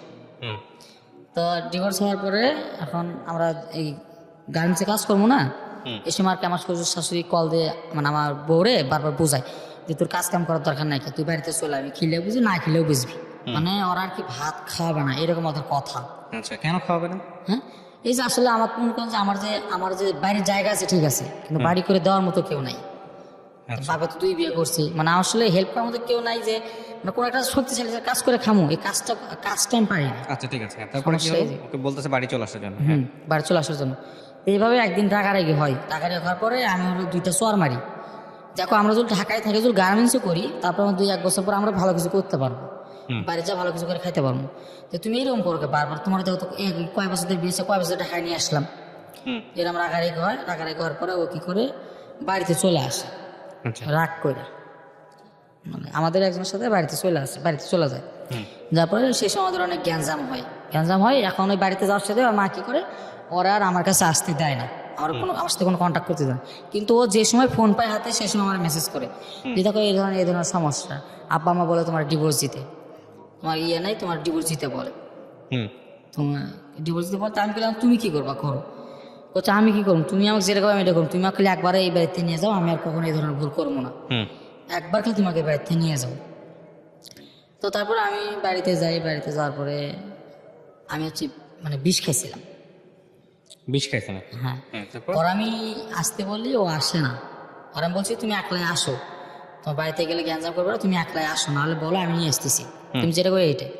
এখন ও মনে করো যে আমার বিষের বোতল দেখাইছিল, দেখানোর পরে কি করছে, ওর চাচি ওর থেকে কায়রা নিয়েছে, ওর হচ্ছে আসতে দেয় না, ঘরের দরজা দিয়ে রাখে, এইদিকে আমি মনে করি যে একটা বাজার থেকে বিষের বোতল কিনে এসে বিষ খাইলাম। বিষ খাওয়ার পর আমার একটা ফুফাতো ভাই আছে, ও আমার মেডিকেলে নিয়ে যায়, মেডিকেলে নিয়ে যাওয়ার পরে সব কিছু অন্যরকম হয়ে গেছে। তো এই ঢাকা থেকে আমার মা বাবা সবাই, মা ভাই সবাই গেছে, যাওয়ার পরে আমার অনেক কিছু হয়ে গেল, অনেক গ্যাঞ্জাম আর কি। তারপরে গ্রাম্য শালিশ যেটা হয়, গ্রাম্য শালিশ হলো, তো আমার শ্বশুর বলে যে না ডিভোর্স দিয়ে নেবে। আচ্ছা, ডিভোর্স দিয়ে নেবে। তো এখন ও তো মনে করেন ডিভোর্স দিবে না, কিন্তু আমার শ্বশুরের কথা ডিভোর্স দেওয়াই লাগবে। পরে আমার হচ্ছে একদিন পরে মেসেজ করছে একটা, দেখো আব্বা হচ্ছে কাল রাতে আমার মাথায় কোরআন শরীফ তুলে দিছে, কোরআন শরীফ বলছে তোমার যদি ডিভোর্স না দেয় তাহলে আব্বা আত্মহত্যা করবে। কারণ কিছু না, আসলে তোমার বাবার সমস্যাটা কি, কয়ে যে আমাদের ভালো কোনো ইনকাম সোর্স নাই, এই জন্যে। তারপর তো আমি বললাম যে এখন তুমি কী করবা, কয়ে যে আব্বা যদি মরে তাহলে আমি কী করবো, কিন্তু আমার মাথায় কোরআন শরীফ তুলে দিছে, তা আমি কী করবো কও। তো এখন এই জন্য কথা হতো, তো আমি ঢাকায় চলে আসি, রোজাইদের পর ঢাকায় চলে আসি। ঢাকায় চলে আসে 1 মাস 1.5 মাস আমি বসে থাকি, 1.5 মাস পর আবার কোরবানিতে বাড়িতে যাই। তো গ্রাম সালিশ আবারও হয়, কিন্তু ওরা মেয়েকে আসতে দিবে না, কোনোভাবে মেয়েকে আসতে দিবে না। তো তারপরে মনে করেন যে আমার হচ্ছে একটা লোক ছিল বগুড়ার শাহজাহানপুরের, উনি হচ্ছে ঠিকাদার। তো উনি হচ্ছে আমার গল্পটাও সব কিছু জানে, মানে ওই যে একজন ওর সাথে গল্প করছে আর কি, বলছে ওই শুধু সারাদিন শুধু অবহেলায় পাওয়া যাচ্ছে, ওর শুধু খুব ভালো একটা ইনকাম সোর্স নাই থেকে ওই সারাদিন শুধু অবহেলায় পাওয়া যাচ্ছে। প্রথম বই এরকম করছে, তারপরে এটাও এরকম। তো ওই ভাই আমার বলছে, ওই ভাই আমার একটা কাজ দিল, সাইটের কাজ। আচ্ছা, সাইটের কাজ দিল, তখন সাইটের কাজ দেবো, সাইটের কাজে আমি থাকি ওই দিনাজপুরের বিরামপুরে, হাকিমপুরে, তারপরে ঘোড়াঘাটে, মানে 3-4 থানায় থাকি আমি। থেকে কাজ কাম দেখি, তোমার টাকা পয়সা দিই। কিন্তু ওই জায়গায় কথা হচ্ছে কি, না কাজ কাম দেখো, টাকা কামাই করে, কিন্তু বউনে থাকা যাবে না, রাত হলে ওই জায়গায় থাকা লাগে। আচ্ছা, ওই জায়গায় থাকা লাগে, কিন্তু আমি তারা খুব ভালোবাসি, আমার সাথে থাকতে পারি না। এমনি এই 3-4 মাসে আমার মনে করেন অন্যরকম অবস্থা হয়ে গেছে। এদিকে আমার ছেলেও ওই বাড়িতেই। হুম। তো তারপরে আমি হচ্ছে আমাদের সব কিছু ঠিকঠাক ছিল। তো আমি 1 মাস পরে আমার চাচা আমার কল দিছে, কল দিয়ে হচ্ছে বাবা দেখ অনেক কারেন্ট হয়ে গেল, বিশ্ব খালো বউ এঁকে আমার বউ আবার কী করছে মনে করেন যে এই যে হাত এই জায়গায় হচ্ছে লোহাতে পুড়ছে, পুরে আমার নাম লিখছে, তো বুকে পুরে আমার নাম লিখছে। 2-3 জায়গায় পুড়ছে খালি, মানে ঘর থেকে বেরোতে পারি। বাচ্চাটা তখন কোথায়? বাচ্চাটা তখন শ্বশুর বাড়িতে, আমার শ্বশুর বাড়িতে। ও শুধু এরকম পাগলামি করছে, রাস্তায় দিন এরকম পাগলামি করছে। এখন আমার চাচা আর কি করলো, 1 মাস পরে আমার শ্বশুর শাশুড়ি ভালো করে বুঝাইছে, বোঝায় এখন এক শীতের রাতে মানে রাতে আমার ফোন দিছে 11টা বাজে। ফোন দিয়ে চাচা আমার সব কিছু করলো, বাবা তুই কালকে রাত্রে কাজ করে চলে আসিস, তো জ্ঞান জানা মিটে দেবো কালকে রাতে। আর তখন হচ্ছে আমার সবাই ঢাকায়, মা বড় ভাই সবাই ঢাকায়। তো আমি সেই সময় হচ্ছে ইয়ের কাছে আসি, দিনাজপুরতে চলে আসলাম রাত্রেবেলা, আসতে 9টা বাজলো। আইসা এখন আমার একটা চাচার শ্বশুর আছে, এখন উনি বর্তমান মেম্বার, উনি আমার গ্রামের পর প্রায় 3-4 দিন মিলে আমার জ্ঞান জামনা আর কি মিটালো। তাতে আমি আরও একখান্ত হয়ে গেলাম, আমার বউ আর আমি একখান্ত হয়ে গেছি। ওই জানার পরে এখন 1 মাস ওই যে কাজ করার পর আমি সব কিছু খুলে আমাকে বললাম, দেখো ওই কাজটা যতই করি হচ্ছে এই ধরনের মানে বউনা থাকা যায় না, বউনা থাকা যায় না, এখন আমি কী করবো বলো। তখনও আমার বলে যে চলো আমরা দুজন ঢাকায় যাবো, এবার ভালো করে কাজ কাম করবো, তুমি ওখানে পাগলামি করবো, আমি ওখানে পাগলামি করবো না। দেখি টাকায় কী হয়েছে, টাকার জন্য মানুষ আমাকে চিনে না, ফ্যামিলির লোকজন এরকম করে, চলো আমরা টাকা কিসে আমরা টাকায় দেখবো। ঢাকায় যাই, তারপর আমরা ঢাকায় আসি, আচ্ছা। বাচ্চারা ওই বাড়িতে রেখে আমি ঢাকায় আসি। ও তো গ্যাঞ্জাম হওয়ার পর কিন্তু আমরা নিয়ে আসলাম ঢাকায় আসি। এখন আসি আমরা, ও আবারও মনে করেন চাকরি করতে পারে না। ও 4 মাসে প্রায় 4 মাস আমি ঢাকায় থাকি, এর মধ্যে আমরা কিছু বলি না। 4 মাস আমরা ঢাকায় থাকি, তো চাকরি বাকরি কিছু করতে পারে না। আচ্ছা। তো না 3-4টে অফিস পাল্টাইছে, তো আমি গালাগালি করি, দেখো তুমি চাকরি করতে পারো না, বাসায় থাকো দরকার পড়লে। বাচ্চাটা তখন আপনাদের সাথেই? না, বাচ্চারা বাড়িতে, বাচ্চারা বাড়িতে। আর আমরা হচ্ছে আমার ছেলেকে নিয়ে আসি হচ্ছে ওকে স্কুলে দিই, তারপর ঢাকা শহরে যদি স্কুলে দিই তার ভালোভাবে পড়াশোনা করতে পারবে। আচ্ছা। তো এর মধ্যে আমার যে একটা সুপারভাইজার আছে, উনি আমার খুব ভালো সাপোর্ট করছে সবসময়। তো উনি আমার সব কিছু ভালো পরামর্শ দেয় যে এদিক কর, তোর বউ চাকরি করতে না পারে, তুই হচ্ছে বউ এটি আছে ছোলে করে নিয়ে আয়, তাহলে ছোলে তোলের ভেতরে কী হবে, নিয়ে সে যায় সব কিছু করে। তো আমি তারপরে এখন ওর বলি কথা, ওই একদিন মানে এর মধ্যে আবার প্রেগনেন্ট হয়। আচ্ছা। প্রেগনেন্ট হয় সেকেন্ড টাইম? হ্যাঁ, সেকেন্ড টাইম প্রেগনেন্ট হয়। হওয়ার পরে এখন এলাকা থেকে হঠাৎ একদিন আমার একটা ফ্রেন্ড ফোন দিছে আমারে। ও আমার সম্পর্কে ভাইস্ত হয়ে কাছে আসা, আমি তো হচ্ছে তোর এলাকায়, আমার এলাকায় মানে আমি তো এলাকাতে নেই, আমি তো হচ্ছে ঢাকার থেকে। এখন হচ্ছে আমি একটা মেয়ের সাথে সম্পর্ক করি, মেয়েটা কিনছি, মেয়ের না পালাম। বললাম দেখ বাবা, আমার আসলে টাকা, আমি গরিব মানুষ, আমাকে ভেজাল ভেজাল না, আমি ওখানে কিছু করবো না, আমার কাছে আসার দরকার নেই, আমি এগুলি ভেজালের মধ্যে নাই, ঢাকা শহরের মানুষ ভালো না, আমি এগুলো ভেজালের মধ্যে নাই। ও তারপরেও মনে করেন যে আমার বাসায় আসে, কাটতে যান ঠিকানা নিছে আমার নিয়ে আমার বাসায় আসে, আসার পরে আমার কান্দাকাটি করে আমার কাছে, কান্দাকাটি করে। তখন আমি পরে আমার ওই সুপারভাইজার কাছে পরের দিন গল্প করেছি, ভাই এরকম এরকম, কয় যে না ভুলেও তুই এগুলো কাজ করবি না, আর যেটা ইচ্ছে সেটা করুক গা। তো পরে ওই ছেলে কী করছে, একলাই মনে করে যে গেছে সেই গাজীপুর থেকে গেছে হচ্ছে হেমায়তপুর। আচ্ছা। হেমায়তপুর গেছে, যা এখন আমার বলতে কয়ে যে চাচা আমাকে বান্ধে রাখছে এই জায়গায়। ও বান্ধে রাখছে, বললাম কে, বলছে আমি বিয়ে করে সে মেয়ে নিয়ে বেড়াচ্ছে, এখন ওরা তো বিয়ে না করতে যাওয়া দিচ্ছে না। তো তাছাড়া আমি আমার এই যে এলাকার একটা ছেলে থাকে আমার ওই জায়গায়, আমার ওই আমার ভালো বন্ধু, তো আমি ওরে নিয়ে হচ্ছে কই যে বাবা হচ্ছে অক্ত এরকম বান্ধে রাখছে ওই জায়গায়, যত আমরা দুজন যাই, যাওয়ার পরে কি হয় না হয় দেখি, ওই জায়গায় আমরা দুজন গেলাম, যাওয়ার পরে এখন যাই দেখি যে ওরা বিয়ে না করে যেতে তো আসতে দেবে না। তো কাজী আমার বলে যে, কাজী আমাকে দুইজন বলে যে তোমরা দুইজন যে সাথে আছো, তোমরা দুইজন তো ছোটো, তোমাকে তো বিয়ে দেওয়া যাবে না, তোমার কি জন্য আছে? বললাম ভাই আসলে পাইলে আসছে ওই এই জন্য আছে আর কি, তো কি করবেন করেন, আসলে ভুল হয়ে গেছে মাফ করে দেন। ওই ছেলে মনে করছে একটু বদমেজাজি ছেলে, ওই ছেলে কি করে মানে রাগারাগি করে, শ্বশুর শাশুড়ির সাথে ওই জায়গায় রাগারাগি করে, রাগারাগি করে। তখন ওর শ্বশুর কী করে মানে আমাদের দুইজনকে সাক্ষী বানায়, আমরা সঠিক নামে বলি যে আমার নামে এটা, ওর নামে এটা, বা ওর নামে এটা, সঠিক সব কিছু সঠিক দিয়ে ওই ছেলের বিয়ে করায়। তখন আমরা যে শুনবো না যে মরানা কত, এর আমরা কিছু শুনি নাই। ওর মরানা বান্ধিছে হচ্ছে 8 লাখ। কার বহরান এটা? ওই ছেলেটার। হ্যাঁ, মানে যে মেয়েটার জন্য পয়সা গেছে বিয়ে পড়লো, বিয়ে পড়ে মরানা 8 লাখ। ওরা ওই যে আমাকে থাকতেও দিবেন। রাত বাজে প্রায় 2টা, আমি হেমায়তপুর থেকে বাসা লাগে গাজীপুরে। আমি হেমায়তপুর থেকে গাজীপুর আসবো, অগ্রত বাসা টাসা কিছু নাই। আর আমার বাসা আসলে আমি ওইভাবে একলা কাজ কাম করি, ওইভাবে আসলে আমার কাছে টাকা পয়সা নেই যে আমি ওকে পালবো। তো তারপরেও আমি রাত 2টা বাজে ওরা দুজন সব আমার বাসায় আসে। আসার পরে মানে আমার বউ সেই সময় প্রেগনেন্ট, আমার বউ সেই সময় প্রেগনেন্ট।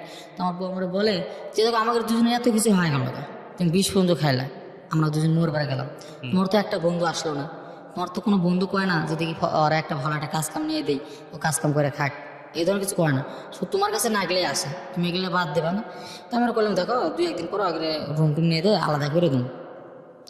এখন তারপরে ওই ছেলের বাবা আমার কল দেয়, গ্রাম থেকে কল দেয়, আমাদের গালাগালি করে, কয় তোরাই আমার ছেলে এটা করছিস, 8-10 লাখ টাকা মরানা বাঁধিয়েছিস, সেইটা গালাগালি করে। আমার বউ কাজে না আগে আলাদা করে দেয়। ওই ছেলে তো কান্দাকাটি করে যে আমার কাছে টাকা পয়সা নেই, কিছু নাই, যে আমার কিছুদিন রাখি। তো আমি মনে করেন যে দেনা মেনা করে ওরা হচ্ছে আমার বাসায় 1 মাস রাখি, থাকুন খাউন সব খরচ সব কিছু আমি দেই। এই তো রোজারেদের ঘটনা গেছে, রোজারে থাকুন খরচ খাওয়ান খরচ সব কিছু আমি দিই। আসলে আমি যে ঈদে একটা প্যান্ট কিনবো, একটু প্যান্ট কিনবো, টাকা আমার কাছে ছিল না, ওরা দিতে। তো তারপরে ছেলে 1 মাস পরে চাকরি নেয়, 1 মাস পরে চাকরি নেওয়ার পরে এখন ওর রুমটা আলাদা করে দিলাম। কিন্তু আসলে যে সেকেন্ড যে বাচ্চাটা আমাদের, ওই ওরা কি আমি ভালো বিছনায় রাখলাম, তাকে আমি আর আমার বউ ওই যে মানে টাইসের উপরে থাকি, শুধু টাইসের উপরে থাকে। তারপর হচ্ছে আমার বউ পানি নিয়ে আসতে নাকি পড়ে গেছিল, তো বাচ্চাটা মানে ক্ষতি হয়েছে। ক্ষতি হওয়ার পরে তো আমার শাশুড়ি যে ফোন দিয়ে বলে যে বাচ্চাটা নষ্ট করে দেন তেন। তো আমার বাচ্চাটা এর মধ্যে হচ্ছে বাড়িতে আমার বউরে বাড়িতে পাঠাইলাম, পাঠাইলাম দেখো গ্রাম থেকে টাকা পয়সা কম খরচ হবে, এরকম কিছু করো। তো বাড়িতে গেছে, যা দেখেছে আসলে বাচ্চা নষ্ট হয়ে গেছে। আচ্ছা, বাচ্চাটা নষ্ট হয়ে গেছে। তো তারপরে এখন চলে আসে, 3-4 দিন পরে চলে আসো, 3-4 দিন পর চলে আসে, আমাকে বলে দিচ্ছে যে দেখো তুমি আসলে আমরাই নিজে গ্রামে চলে না, আমাকে তুমি এই ধরনের বন্ধু বান্ধব বাদ দাও, এই ধরনের বন্ধু বান্ধব বাদ দাও, এগুলো আমার ভালো লাগে না। তো আমি ওই ছেলেটা চাকরি না দিলাম, এখন আলাদা রুম নিয়ে দিলাম। আমার বউ বাড়ি থেকে আসার পরে 4 দিন পর বাড়ি থেকে আসার পরে আমি রুমটা ওই ছেলেকে আলাদা করে নিয়ে দিলাম। নিয়ে তারপরে কুরবানি রোজার ঈদের বাড়িতে গেলাম। বাড়িতে যাওয়ার পরে হচ্ছে ওই ছেলে বাবা যে আছে, মানে যেখানে দেখা পায় আমাদের সেখানকে, আমি আর যে ছেলে গেছিলাম বাসাইতে ওনার ছেলেকে, যেখানে দেখা পায় আমাদের খুব গালাগালি করে, মানে চাকর নিশে আমাদের মারতে, আমাদের জেল খাটাবে, এটা সেটা অনেক কিছু বলে, বাজে বাজে কথা বলে এলাকায়। আমার শ্বশুর বাড়িতে অনেক বাজে বাজে কথা বলছে, সব জায়গায় বাজে কথা বলছে। তো আমার বউ এগুলো সহ্য করতে পারে না, আমার সাথে শুধু ঝগড়া করে। এখন আবার ওই ঈদের ছুটির পরে ঢাকায় চলে আসি। এর মধ্যে ওই ছেলে কিন্তু বাবা মানে একটা বললো না যে আসলে ওগের কোনো দোষ নাই, আমরা হচ্ছে ওগের কাছে যা পড়ছিলাম, ওগের কোনো দোষ নাই, আমরা নিজে বিয়েটা করছি।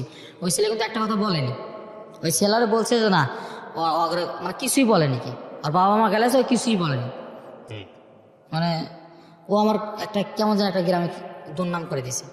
তো তারপরে হয়ে যায়, তো আমি ছুটিতে ঈদের ছুটি কাটে বাড়িতে আসি।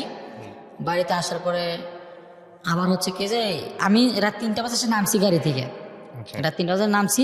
আর ওই তো যেই ছেলেটা আমার সাথে গেছিল ওরে বিয়ে করাইতে, ওই ছেলে কী করছে আরেকটা মেয়ে না আমার বাসায় আসছে পাইলি। তা আমি তো গেট খুলি, দরজা খুলি না, যে আমার এই জন্য ভেজাল হয়, আমি দরজা খুলবো না, তোর সে কী করবি করার না। তো তাও আমাদের বাড়িওয়ালা কয় যে দেখ তোরা এগুলো বাদ দিই, অগ্র হচ্ছে চালু করে আজকে রাতটা রাখার পরে অগ্র হচ্ছে সরাবি, এইগুলো বাসাতে ভেজাল রাখবি না, আমরা জানি তোরা দুজন খুব ভালো, তোরা দুজন খুব ভালো আসিস, তাহলে তোদের কাছে ভেজাল আসে কি জন্য। তা আমি করছি যে আঙ্কেল আপনি তাহলে একটু মানা করে দেন, এরা যেন আমার বাসাতে না আসে। তারপরে ওরা দিন সকাল হওয়ার পরে আমার ওয়াইফ মানে চাকরি নিছে, আচ্ছা, চাকরি নিয়ে অ্যাপেক্সে চাকরি করছিল, অ্যাপেক্সে গেছে। অ্যাপেক্সে তারপরে আমি এদের দুইজনে কিনা বাইরে হয়েছি, বাইরে করলাম যে বাবা আমার বাসাতে চলে যা, আমি একলা চাকরি, আমারই হচ্ছে না সমস্যা, তোর চলে যা। তো চলে যাওয়ার কথা কয় আরো দুজন সহকার বিয়ে করে দিই, মানে ওই দুজনকে নিয়ে আমি আসি ঢাকা মোহাম্মদপুর। নিয়ে আসার পরে এই যে আমার একদিন থাকা লাগে, অথবা আমার বউ ওই জায়গায় একদিন হচ্ছে আমার মামির কাছে থাকে, আমার মামির বাসা আছে, আমার মামির কাছে থাকে। কিন্তু ও একদিন সারাদিন নাকা থেকে ডিউটি করে, সারাদিন নাকা থেকেছে, পরের দিনও নাকা থেকে ডিউটিতে গেছে। তারপরের দিন এরা বিয়ে করলো, আমি ওগুলোর মধ্যে ভেজানো যায়নি। বিয়েটা করার পরে এখন রাত 2টা বাজে আমি হচ্ছে গাজীপুর পৌঁছেছি, পরের দিন একদিন পর রাত 2টা বাজে গাজীপুর পৌঁছেছি। এখনও আমার সাথে রাগারাগি যে তুমি এরকম করতেছ, আমার দ্বারা এগুলো হবি না, রাগারি করতেছে, মানে ভাত রাঁধুনি খাইনি, কিরে আমার অবস্থা, কান্দাকাটি করতেছ। এখন তারপরে এখন বাড়িতে যাবি কে, মানে আমার মা ফোন দিচ্ছে বাড়িতে হচ্ছে না, এগুলো তো বাড়িতে তোরা। আমি আর করছি আচ্ছা ঠিক আছে, তুমি বাড়িতে যাও তো বোন, এগুলো কাহিনী ভালো লাগে না, সারা জীবন আর কত কী করবো কও, তুমি সারা জীবন যেটা কো এটাই করি। কিন্তু আসলে তারপর তুমি মন পাচ্ছি না, আমি বলি আর তুমি কই মন পাবা কীভাবে, তোমার তখন ভালো কোনো ইনকামই নেই। আসলে আমি যে ইনকামটা করবো, যে কোনো একটা ব্যবসা করবো, এগুলো টাকা পয়সা লাগে। আমার তো কোনো বাপও নেই যে হেল্প করে আমার টাকা পয়সা দিবি, ব্যবসা আমার কেউ তো নাই যে আমাকে হেল্প করবে একটু। তাই আমি কই যে শোনো, আমরা তো ঠিক মতো যদি একটা বছর গার্মেন্টস করি, দুইজনে যদি মিলে যদি গার্মেন্টস করি, একজনের টাকা খামো আরেকজনের টাকা রাখবো, তাহলে আমরা এক বছরে ভালো কিছু করতে পারবো না। ওর কথা ওইটা না যে একলা চাকরি করো, একলা সব কিছু করালে। আমার শ্বশুর কথা এটা। তারপর আমি আমার ওয়াইফ, আমি আমি পরের দিন অফিসে চলে আসছি, আমার অফিস খুলছে, আমি অফিসে চলে আসছি। পরে আমার মামি খুঁজছে যে মামি আপনি আমার গাড়ি তুলে দেন, আমি বাড়িতে যাবো। পরে মামি কিছু না, বাড়িতে যাওয়া হবে না তুমি, আসো করে আসলে আমি গ্যাঞ্জাম মিটেছি বলছে। তো বলার পরে কি বলছে, আমার মামাতো ভাই ছোট, আমার মামাতো ভাই আছে আমার কাছে অনেক ছোটো, আমার মামাতো ভাইরে বইলে আমার মামাতো বোনের সাথে করে গাড়িতে ওইটা জিনিসপাতি যা ছিল, আমার একটা ফোন সহ, আমার একটা ফোন ছিল, ফোন টোন সব কিছু সহ, একটা গ্যাসের চুলা বন্ধ রেখেছি, সব কিছু সহ মনে করেন যে রাগের মাথায় নিয়ে চলে গেছে। আচ্ছা, রাগের মাথায় নিয়ে চলে গেছে। পরে আমি ওরা মেসেজ করি যে শোনা ভাই তুমি রাগ করো না, আমার ভুল হয়েছে এরকম এরকম। ওরা আমার মেসেজ করে ঠিক আছে এরকম এরকম। কিন্তু মনে করেন যে ওরা হচ্ছে হঠাৎ করে একদিন হচ্ছে আমার ফোন দিছে, ফোন দিয়ে করছে কালকে না বলে আমার ডিভোর্স দিয়ে নিয়ে যাবি। আর আমি কী করবো? ওর ওয়াইফ? হ্যাঁ। কোনো কে ডিভোর্স দিয়ে নিয়ে যাবি তোমার? তো করছে যে আর বাড়ি থেকে চাপ দিচ্ছে। আপনার বাচ্চার বয়স কত তখন বড়টার? তো আমার বাচ্চা 3 বছর বয়স। তো আমি বললাম যে দেখো এইরকম কাহিনী তো করা ঠিক না ভাই, ভালো কাজ অবশ্যই পারবো, আর সঙ্গে দুজনে একসাথে কিছুদিন চাকরি করে আমার ভালো কাজ পারবো। তো মানে কি তখন সংসার চলতেছিল আপনাদের? একদম চলতেছিল না? আপনার নেশা টেশা করতেন তখন? না না, আমি তো এর আমরা একদম অন্যরকম। তারপর? ঠিক। তো তারপর আমি চলে আসি, চলে যাই বাড়িতে। বাড়িতে যাওয়ার পরে আমার সাথে দেখা করা যায়, কিন্তু ওর বাবা মা দেখা করতে দেয় না। আর ওর বাবা মা বুঝতে পারছে যে আসলে এখনো পাখি আমার সাথে ফোনে যোগাযোগ করে, এটা বুঝতে পারছে। আচ্ছা, বুঝতে পারে ওর কাছে ফোন টোন কাহিনী নিচ্ছে, আমারই ফোন কাহিনী নিচ্ছে। কারণ আবার ওই সেম আগের মতো কাহিনী করছে, ওরে মনে করি যে ডাইকে নিয়ে গেছে, ডাইকে নিয়েছে কাজ অফিসে নিয়ে যায়, আর হচ্ছে ডিভোর্স দেওয়া আছে, ডিভোর্স আছে। ডিভোর্সে পোস্ট অফিসের মাধ্যমে আমার প্রবত ভাইয়ের একটা দোকান আছে, মুদির দোকান গ্রামে, ওই মুদির দোকানে কাগজ পাঠাই দিছে। তো কাগজ পাঠা দেওয়ার সাথে সাথে তো আমার এক ভাই আমার কল দিচ্ছে, কল দিয়ে করছে যে দেখ তোর ডিভোর্সের কাগজ আছে। কারণ ডিভোর্সের কাগজ আমি বুঝি না, বলছে হ্যাঁ ডিভোর্সের কাগজ আছে, তোর নাকি হচ্ছে পাখি ডিভোর্স দিছে। তখন আমি ওরা মেসেজ করি যে শোনা পাখি তুমি এটা কী করলা, আমার তো মনে বুক ফাটে যাচ্ছে, তুমি এটা কী করলা? পরে ওই কোনো অ্যান্সার মধ্যে কিছু দেয় না। পরে আমার চাষি শাশুড়ির ফোন থেকেও আমার অ্যান্সার দিছে যে আমি কিছু করিনি, সবার এরম করে করাচ্ছে, এরম এরম করছে। আচ্ছা, কন্টিনিউ কথা হচ্ছে যে তুমি একটা ভালো কিছু করো, তুমি একটা ভালো কিছু করো, ভালো একটা কাজ কাম করো, তাহলে দেখো আমাকে সব কিছু ঠিকঠাক হওয়া যায়। এই ডিভোর্সের পরে আমাদের কথাবার্তা এরকম কন্টিনিউ কথা হচ্ছে, এখন পর্যন্ত কথা হচ্ছে, 3 লাখ পর্যন্ত কথা হয়েছে। এই 3 লাখ পর্যন্ত আমাদের কন্টিনিউ কথাবার্তা হচ্ছে। পরে ঈদে আমি বাড়িতে যাই, যাওয়ার পরে ও আমার দেখার জন্য বলে যে তুমি একটু রাস্তায় আসো, আমি একটু রাস্তায় যাই, এভাবে দেখ কন্টিনিউ কথাবার্তা হয়। পরে আমার সম্বন্ধে আমার সম্বন্ধে আমি কল দিই, মানে আমার বইয়ের বড় ভাইরে কল দিয়ে বলি ভাই এরকম এরকম, তো কী করুন? কারণ আমার সম্বন্ধে আমার ভাই আমার বলে যে ভাই দেখো তুমি জানোই যে আমার বাপ মা এরকম, আর আসে গেলে চিনে গেলে টাকাটা, কিন্তু তোমরা দুইজন যে একসাথে যে চাকরি বাকরি করেছে টাকা করবা, এটা তো আমরা করো না, তোমাকে দুইজন সেটা তো আপনাদের নিজেদের সমস্যা, তাহলে ডিভোর্স কেন দেওয়া হবে আমি বুঝলাম না। ডিভোর্স দেওয়া হলো ওই যে আমার শ্বশুর শাশুড়ি। হ্যাঁ, টাকা আজকে করতেছেন না কালকে করবেন, কিন্তু ডিভোর্স দিলে তো মেয়েটার জন্য বড় সমস্যা হবে না? মেয়েটার আগে একটা বিয়ে হয়েছিল, পরে আরেকটা ডিভোর্স হয়ে গেল, এটা তো কোনো শ্বশুর শাশুড়ি চাওয়ার কথা না। আমার আসলে কি গল্প এটাই, নাকি এর পেছনে অন্য কোনো গল্প আছে? অন্য মানে কোনো গল্প তো তাদেরও কি তাহলে আমার তো জানা মতো এই ধরনের কাজ করার কথা না। যাই হোক, তারপরে কি মানে আমার শাশুড়ি আমাকে প্রথম থেকে পছন্দ করতো না, তাই জন্য তো ডিভোর্স দিতে পারে না। যাই হোক, তারপরে কি হলো? মানে তারপর হচ্ছে আমাদের কন্টিনিউ কথাটা হচ্ছে, তোমার সম্বন্ধে আমরা বোঝাই যে দেখো তুমি হচ্ছে কিছু কাজ কাম করো, কাজ কাম করে টাকা পয়সা জোগাড় করো, তো তোমাকে যখন ডিভোর্স হয়ে গেছে আমি জানি যে তোমাকে সম্পর্ক অন্যরকম, তোমরা আজ হলেও এক থাকতে মানে আলাদা থাকতে পারো না, কাল আলাদা থাকতে পারবে না, তোমাকে যতই কিছু করে রাখো তোমাকে আলাদা করতে পারবে না। এর মধ্যে আমার সম্বন্ধে কথা হওয়ার পরে একদিন পরে আমার সম্বন্ধে আমার কল দিছে, কল দিয়ে করছে দেখো তোমার কালকে রাত্রে বোঝালাম আমি, এখন তুমি আমার আজকে বোঝাও। বললাম ভাই কী হয়েছে আপনার, আমার কন্ত থেকে একটু খুললাম। পরে করছে তোমার ভাবি কোথায় ছাড়িয়ে দেওয়ার করছে, ভাবিকে ছেড়ে দিতে বলতেছে? বললাম ভাবি ছাড়িয়ে দেওয়ার করছে মানে মানে ভাবিকে হচ্ছে আমার শাশুড়ি পছন্দ না, ভাবি ছেড়ে দেওয়ার, গরু বিক্রি করছে ভাইয়ের কাছে টাকা দেওয়ার জন্য। পরে আমি ভাইরে গেলাম ভাই শোনেন এগুলো কাজ কাম বাদ দিয়ে ওইগুলো কথা তো শুনে একটা কথা কই ছোটো ভাই মন খারাপ করে না, কই কও বললাম যে আপনার হচ্ছে একত করে হোক জেরেত করে হোক ওই ইটটা করছেনই, এখন হচ্ছে চুপ করে খালি ভাবিক নিয়ে আপনি মেয়ে নিয়ে ঢাকায় চলে আসেন, যেদিন বাড়ি করে পাবেন এই দিন যায়েন তাহলে ভালো হবে। পরে আমার সময় দেন কয় ঠিক আছে, এই যে সারা জীবন কামাই করে তাটা এগুলো কাক দিলেন, এটা কি আমার হক নাই? তো বললাম ভাই এগুলো আমার কত লাভ নাই, আমি তো জিডি করছেন আমি কি কম কন। ঠিক হয়ে গেল, এখন মানে পাখির সাথে আমার কন্টিনিউ কথাবার্তা হচ্ছে, পাখির এখন কথা শুধু যে তুমি ভালো কিছু একটা করো, ভালো কিছু একটা কিছু করো, কিন্তু আমি করবো নাকি এটা আমি বুঝে পাই না। আমি গার্মেন্টস চাকরি করি 13 থেকে 14 হাজার টাকা বেতন পাই, রুম ভাড়া দেওয়ার লাগে, খাওয়ার খরচা সব মনে হয় যে 6,000 টাকা আমার এইদিকে জায়গা, 6,000 টাকা যায়। এখন আমি কী করবো আমি বুঝতে পারছি না। তখন কন্টির কথা হচ্ছে ঈদের মধ্যে বাড়িতে গেলাম, আসমু যেদিন সেদিন আমার এই কথা হচ্ছে, হওয়ার পরে আসার দিন রাত্রেবেলা মেসেজ করছি, ওর ফুপু না কে জানি দেখছে, দেখে বলার পরে এখন মধ্যে ফোনটা কেড়ে নিছে, কিন্তু এখন কোনো মেসেজের উত্তর দেয় না, 3 দিন হচ্ছে। কেন বললেন এই গল্পটা? জি, মানে আপনি রেডিওতে, আপনি আমার অনুষ্ঠান শুনেন কত বছর ধরে? আমি অনুষ্ঠান শুনি আনুমানিক 6 বছর তো পার হবে। 6 বছর ধরে। আপনার এই গল্পটা বলার পেছনে কারণটা কি? মানে কেন মনে হলো যে এখানে এসে গল্পটা বলবো আমি? কারণ আছে কোনো? এই যে সব ভুল তো আসলে আমারই। কেমনে? আপনার ভুলটা কোথায় আমাকে একটু বলুন তো। আমার ভুল এই তো, আমি ভালো কোনো কাজ করতে পারি না, আমার সমস্যা এটা। আমি কাজ পাই, হ্যাঁ আমি কাজ পাই না, আমি টাকা পয়সা কামাই করতে পারতেছি না। আসলে আমি কি করলে যে বড় লোক আমি, এটাই আমি বুঝতে পারছি না। বড়লোক হওয়ার জন্যই সংসারটা ভেঙে গেল, এটাই আসলে রিজন? আপনি যাকে শুধু বিয়ে করছেন টাকার তারা কি জন্যই। অনেক বড় লোক?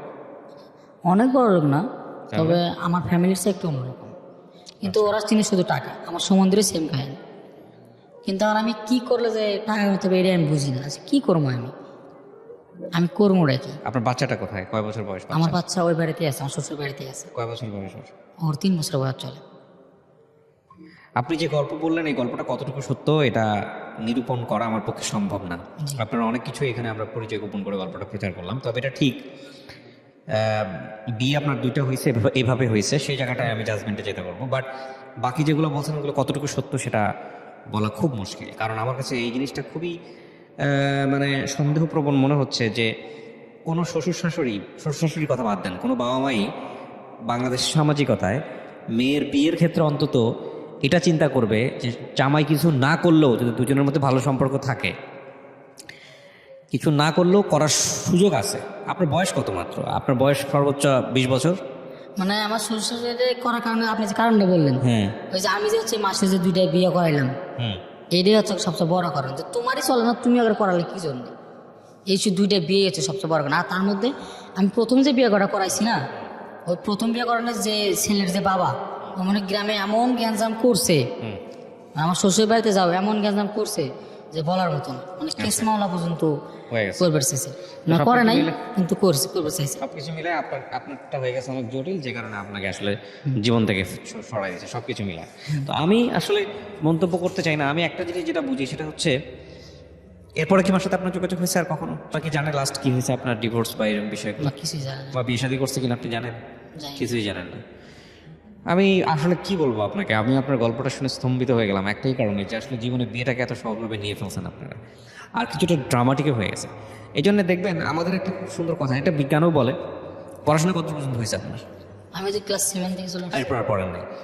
এটা আমাদের ওই যে বলে না যে বিজ্ঞানও বলে, সায়েন্সও এটা বলে, এবং এটা ধর্মীয়ভাবেও সত্য। ম্যাচুরিটি বলে একটা ব্যাপার আছে, তো বোঝেন তো জিনিসটা, যে বয়সে যে যতটুকু ম্যাচিউর। আপনার বয়স কত বর্তমানে? আমার বয়স 20। 20-21। 20 বছরে আপনি যতটুকু বোঝেন, 30 বছরে গিয়ে আপনি নিশ্চয়ই তার চেয়ে ভালো বুঝবেন। 35 বছরে তার চেয়েও ভালো, 40 বছরে তার চেয়েও ভালো, তাই না? জীবনের সময় মানে যে গাছে যে ফলটা যত সময় ধরে পাকে সেটা তত বেশি মিষ্টি। বুঝতে পারছি জিনিসটা? আমি আপনাকে বোঝানোর জন্য এভাবে বলতেছি। তো 20 বছরে আপনার জীবনে যে ঘটনাগুলো আসছে সেটা আসলে 20 বছরের ঘটনা না, সেইটা আরও পরের ঘটনা হওয়া উচিত ছিল, তাহলে হয়তো আপনার জীবনে এই ভুলগুলো হইতো না। ঠিক আছে? তো আমি মনে করি যে এটার বোঝার মতো বয়স আপনার হয় নাই। সংসার জিনিসটা কি, এইটা আপনার সিদ্ধান্ত নেওয়াটা আরও পরে দরকার ছিল। হ্যাঁ, তবে এটা ঠিক যে এই ডিভোর্সটা আপনি যেভাবে বললেন সেই জায়গাটা থেকেও যারা করিয়েছেন, যদি আপনার কথা সত্য হয়ে থাকে তাহলে এভাবে ডিভোর্স করানো উচিত হয়নি। যদি আপনাদের মধ্যে সম্পর্ক ঠিক থেকে থাকে, অন্তত আপনার বাচ্চার কথা চিন্তা করুন। হ্যাঁ, তার ফিউচারটা অনেক গোলমেলে হয়ে যাবে এই ডিভোর্সটা হওয়ার কারণে। সো এটা একটা বিষয়। তবে আপনি যা বললেন সেটা সত্য নাও হইতে পারে। তাদের জায়গা থেকে এমন মনে হয়েছে যে এই বাচ্চার ফিউচার ভালো হওয়ার জন্যই আপনাদের মধ্যে সম্পর্কটা শেষ হয়ে যাওয়া উচিত। তাদের পেছনেও তাদের বক্তব্য যুক্তি থাকতে পারে, তা পারে না? অবশ্যই পারে। তবে দিন শেষে ক্ষতি সবারই হয়েছে, আপনারও হয়েছে, যাকে বিয়ে করছিলেন তারও হয়েছে, ইমাজে তারও হয়েছে, এবং আপনার বাচ্চার তো ডেফিনেটলি হয়েছে। তো আমি এই সবগুলার সমস্যার একটাই সমাধান মনে করি, সেটা হচ্ছে মানুষের ওই যে গ্রাম্য ভাষায় একটা কথা বলে, বাছ বিচার বোঝেন? যে মানুষের বিচার করার ক্ষমতা, নিজের বুদ্ধিতে বিচার করার ক্ষমতা, ওই ক্ষমতা আসার জন্য নিজের একটা বয়স লাগে। আপনি 16-17 বছর বয়সে এত কিছু চিন্তা করতে পারবেন না। 16-17 বছর বয়সে যে ইমোশনটা থাকে, আমরা অনেক সময় বলি, আমাদের গুরুজনরা বলে যে কাকপক্ষী দেখলেও ভালো লাগে ওই সময়টাতে। কাকপক্ষী মানে একটা চেহারার জায়গাতে বোঝানো হয়নি, মানে যে মানুষটা আসলে নিজের জীবনের জন্য উপযুক্ত না, যে মানুষটা নিজের জীবনের জন্য কাকপক্ষী, তারাও ভালো লাগে ওই সময়টাতে। তো এই ভালোবাসায় আসলে বিচার করার মতো শক্তি থাকে না। আর প্রেম জিনিসটা এত মারাত্মক শক্তি নিয়ে আসে জীবনে, যেটা আসলে শুধু যে আসলে কচি বয়স বা অল্প বয়সের ছেলেমেয়েরা ভুল করে তাই না, এটা পরিণত বয়সের অনেক ছেলেমেয়েরাও অনেক সময় ভুল করে। তারপরেও রেশিওটা কম, মানে যারা পরিণত বয়স তাদের রেশিওটা কম। এখন আপনার জীবনে আমি যদি বলি যে আপনার এই গল্প থেকে শেখার জায়গাটা এটাই, যে এই বয়সে আমাদের আসলে বেশিতে করা উচিত না, প্রেম ট্রেম যাই আসুক না কেন জীবনে এত গুরুত্বপূর্ণ সিদ্ধান্ত নেওয়া উচিত না, এক। আর 2 নম্বর হচ্ছে যে আপনার আসলে কি হতে পারে ফিউচার, এই জায়গাটাই আমি যদি বলি যে আপনার যদি রিয়েলাইজেশন হয়, মানে আপনার যদি মূল্যায়ন হয় নিজের প্রতি, যে না আমার জীবনে অর্থটাই সবচেয়ে বড় প্রবলেম হয়ে দাঁড়াইছে এই প্রেমের এটাই ক্ষেত্রে, সমস্যা। এটা যদি আপনার হয়ে থাকে, তাহলে আমি বলবো আপনার জীবনে সবচেয়ে বড় জিনিস যেটা, সেটা হচ্ছে আপনার 2টা হাত আছে, 2টা পা আছে। জীবনে অর্থ রোজগার করার জন্যে একটা মানুষের শুধু নিজের বিবেক বুদ্ধি লাগে, আর হচ্ছে পরিশ্রম করার মানসিকতা লাগে, আর সততা লাগে। আপনার যদি এই জিনিসগুলো থাকে আপনার মধ্যে, আমি পয়সা করির কথা বলি নাই, কিন্তু এই বিষয়গুলো যদি আপনার থাকে, আপনার যদি নিয়ত সৎ থাকে, আর আপনি যদি পরিশ্রমী হন, আপনার যদি কাজ করার মতো ইচ্ছা থাকে, তাহলে জীবনে পয়সা ইনকাম করা খুব কঠিন কোনো কিছু না। হ্যাঁ, অনেক মানুষ আছে যাদের শিক্ষাগত যোগ্যতা নাই, আল্লাহ তাদেরকে কোটি কোটি টাকার মালিক বানাইছে, কিন্তু তারা কি ওই রাতারাতি বসে থাকে ঘরের মধ্যে কোটি কোটি টাকার মালিক হয়নি, তাদের জীবনে পরিশ্রম